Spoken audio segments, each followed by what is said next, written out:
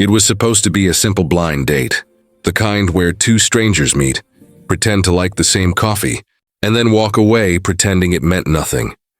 But for Clara Morgan, CEO of one of Chicago's biggest tech firms, this night wasn't simple at all. It was Christmas Eve, and the restaurant table across from her was empty. Again, she checked her watch, 8:15 p.m. The waiter glanced over with that polite look that said, "She's been stood up." Clara smiled like it didn't sting, but inside it did. Years of success had built her walls high, but tonight, loneliness found a crack, and just when she decided to leave, it happened. The door opened. A gust of cold air swept through, and a young woman rushed in, drenched from the rain, clutching a torn napkin. Her eyes darted around until they landed on Clara's table. "I'm so sorry," she blurted out, breathless. "I think I'm late." Clara froze. The girl looked terrified, shivering, desperate, nothing like her blind date's picture. But before she could correct her, the girl sat down. And that mistake, that single awkward human mistake, would change everything. Because sometimes the people who change our lives don't arrive by fate, they arrive by accident. Clara tried to process what just happened. The girl, 20-something, soaked hair clinging to her cheeks, was now seated across from her, fumbling with her bag. "I'm so sorry, ma'am," she said quickly. "The hostess said table 7. This is table 7, Clara interrupted, her tone cool but not unkind. "Oh, God. Must have mixed something up," the girl whispered, cheeks red. "I'll just sit," Clara said softly, surprising herself. "You look like you could use a minute." The girl blinked, then nodded gratefully. They sat there in silence for a moment, one woman dressed in elegance, the other in exhaustion. Clara noticed her hands were small, rough, trembling. She wasn't wearing any jewelry. Her coat had missing buttons. "You're drenched," Clara said. "You want some tea?" "I'll be fine," the girl said. "Just needed to catch my breath. It's freezing out there." Clara nodded, studying her quietly. Something about her face, the tiredness mixed with determination, felt familiar. Finally, Clara spoke. "What brings you here tonight?" The girl hesitated.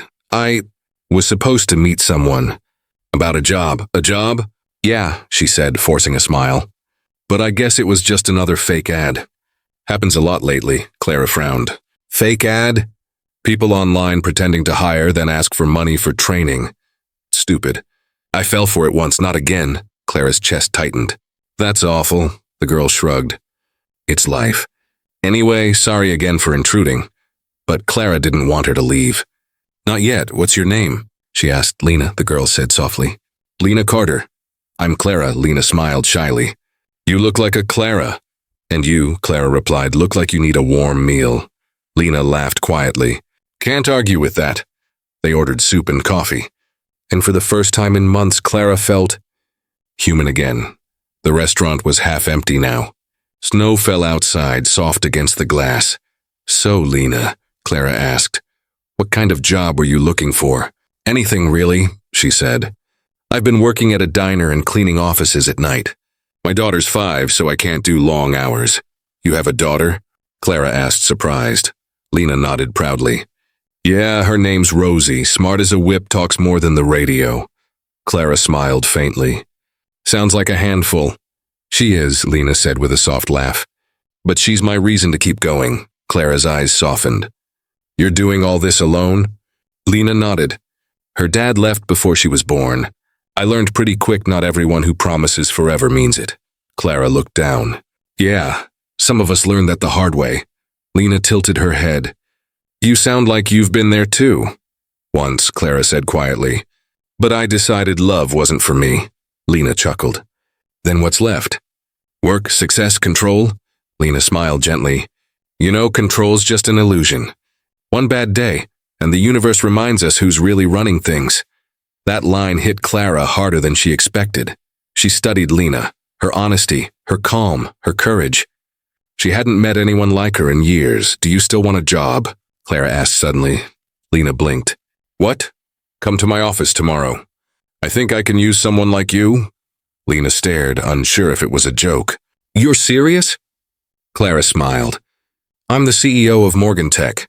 "I'm always serious," Lena's jaw dropped. Wait, the Morgan Tech? Clara nodded. See you at 9 a.m. tomorrow. Lena stood, still stunned. Thank you, really, you have no idea what this means. I think I do, Clara said softly.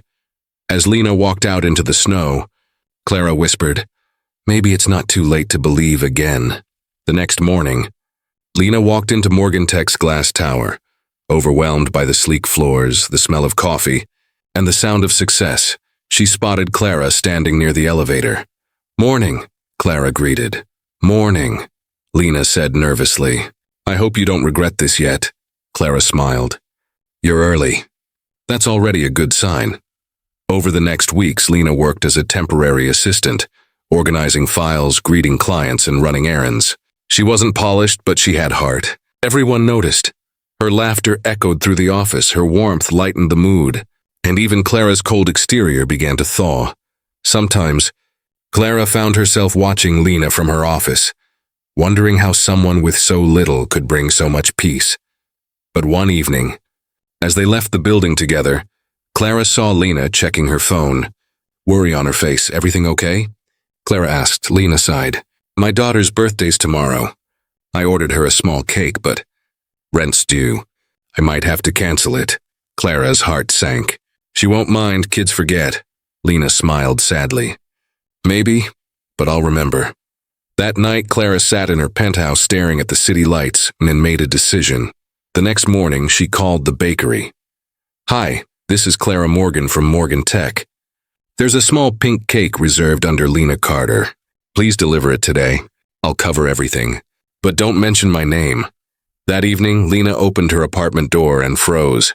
There it was. A pink cake with candles, balloons, and a card that said, For Rosie, with love, from someone who believes in you. Lena burst into tears. Her daughter's laughter filled the room, and for once, life felt soft again.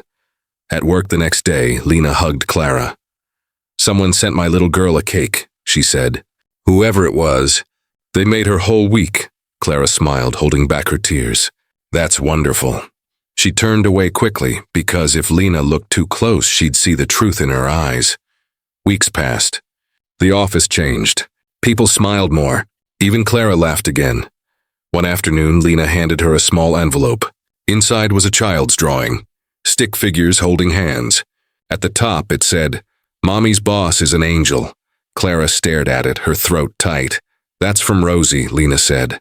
She wanted you to have it. Clara looked up, blinking back tears. You tell Rosie.